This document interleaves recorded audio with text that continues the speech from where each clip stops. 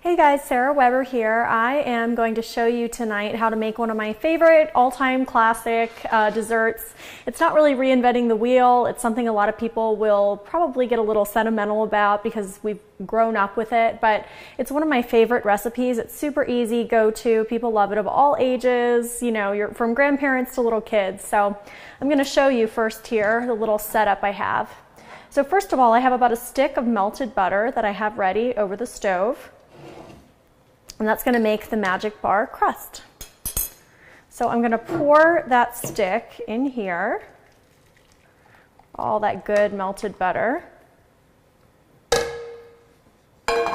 I'm going to add breadcrumbs. Not breadcrumbs, just kidding. They look like breadcrumbs, but they're actually graham cracker crumbs.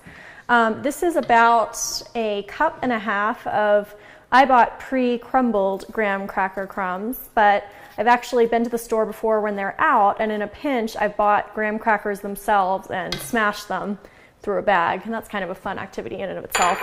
Get that aggression out.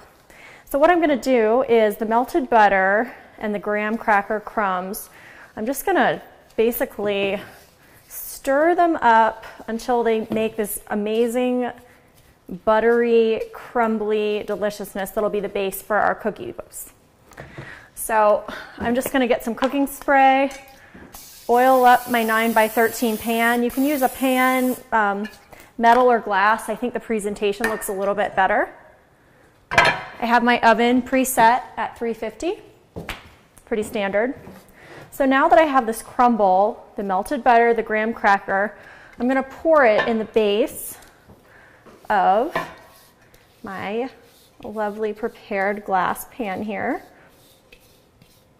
I have a funny story about these cookie bars. So a girlfriend of mine, I lived in Phoenix for about almost 10 years before coming here to Utah. One of my friends has a son who's about 3 or 4, and he hadn't seen me in forever. So for his birthday, I made these bars and I sent it to them. And apparently he did not remember my name, but she was telling me the story. When she asked him, you know, do you miss Sarah? He called me the cookie lady. So that's a name that I will fully accept. There are worse nicknames, right?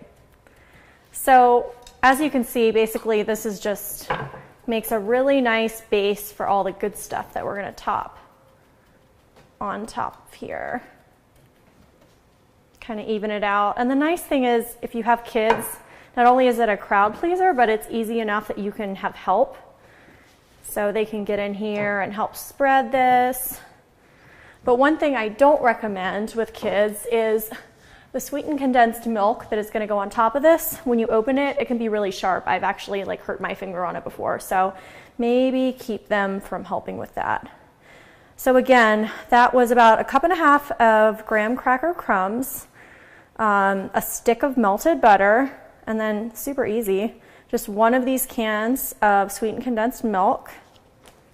Kind of get some of that out of there. But don't use your finger because that's the mistake I made before.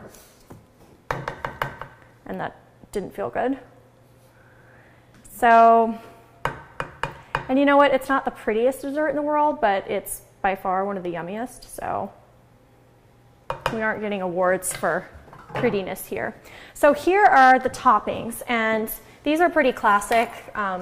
If you look almost on any old school recipe book, they're going to include some variation of these magic bars.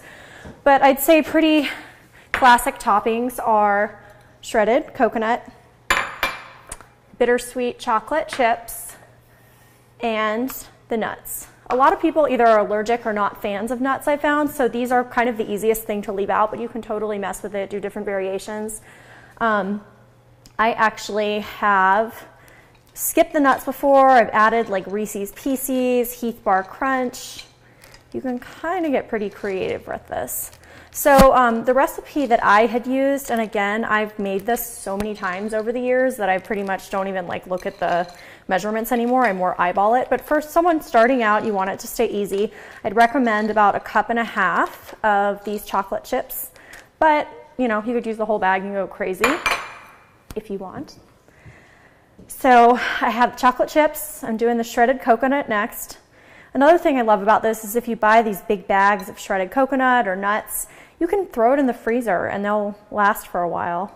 They don't last that long around here because we eat these bars so much, but they do last. And the bars themselves freeze really well too, but again, it's rare that they stick around that long.